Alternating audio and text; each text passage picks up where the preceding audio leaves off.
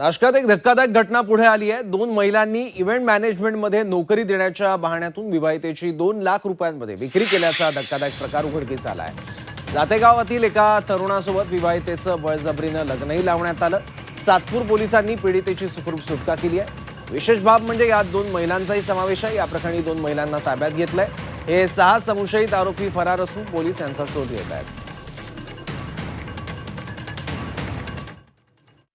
Satpur police स्टेशनला जे विवाहितेचं नोकरीचं आमिष दाखवण्याच्या निमित्तानं तिचं अपहरण करून तिचं बळजबरीनं लग्न लावून देण्यात आलं होतं। या संदर्भामध्ये गुन्हा देखील दाखल झालेला आहे आणि त्याच्यामधल्या ज्या महिला होत्या त्या महिलांना त्या ठिकाणी अटक पण केलेली आहे आणि सदर गुन्ह्याचा पुढील तपास देखील सुरू आहे।